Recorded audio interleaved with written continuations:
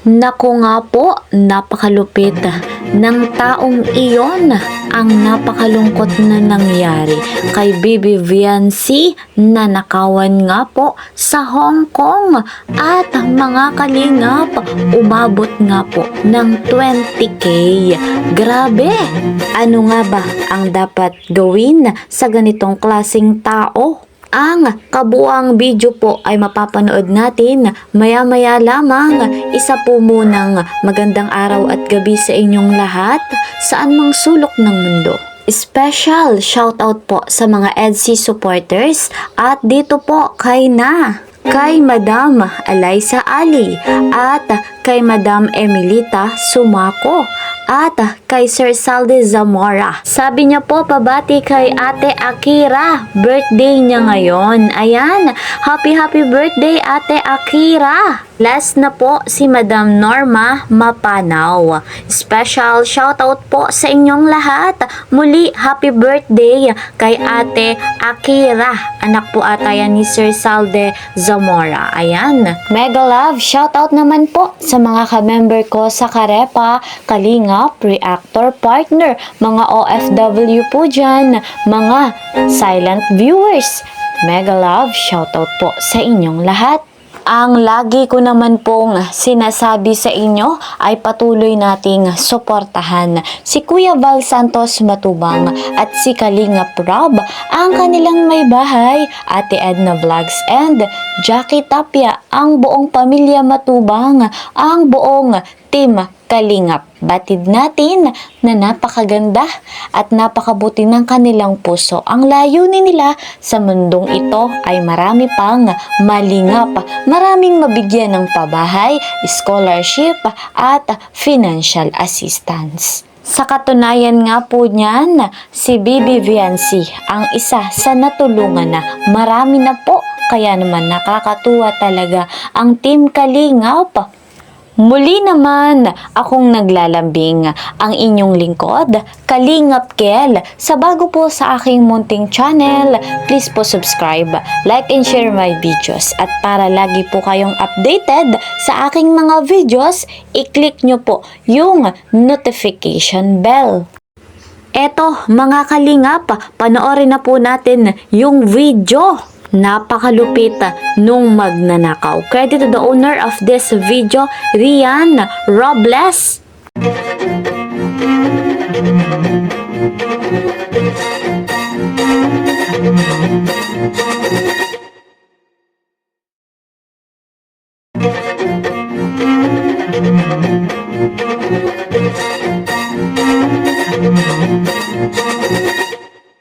Naku nga po mga Kalingap, kitang-kita natin, pero para mas malinaw, eto, gawin nating slow motion.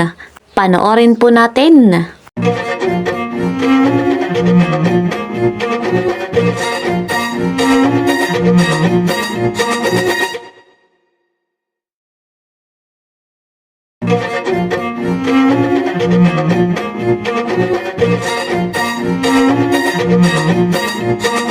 Hala naku, nasa may edad na nga po yung dumukot doon sa bag ni Bibi Viancy. At kung ating mapapansin, maaari pong yung nadukot ay ampaw.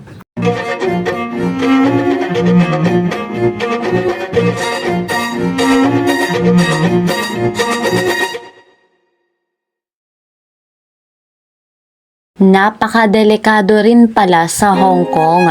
Unexpected yung ganong kaganapan. Biruin nyo po mga Kalingap, first time ni Bibi Viancy na makarating sa Hong Kong, ngunit may ganun nga pong pangyayari. Sa kabila pala ng kasiyahan, ng kainan, ng pag-e-enjoy nila sa Hong Kong, ay may ganong klaseng tao, magnanakaw, mandurukot. Bahala na po ang ating Panginoong Diyos sa ganong klaseng tao. Ang mahalaga naman ay hindi po sinaktan ang ating Bibi Viancy. Doon nga pong nakuha ay umabot daw po ng 20k. Bagamat may kalakihan po yung nakuhang pera nung magnanakaw kay Bibi Viancy, pasalamat nga pa rin tayo dahil hindi hinaras o pinilit o saktan ang ating Bibi Viancy. Malaki siguro ang pangangailangan nung magnanakaw na iyon, kaya nagawa niya iyon. Konsensya na lamang niya iyon. Wala tayong magagawa sa ganong klaseng magnanakaw. At may karma po yon mga kalingap. May balik po yung kasamaang ginawa niya sa kanyang kapwa-tao. Nakakalungkot mang isipin at nakakagalit mang pangyayari yung nangyari nga po dito kay Viancy, ay ipagpasa Diyos na lamang po natin.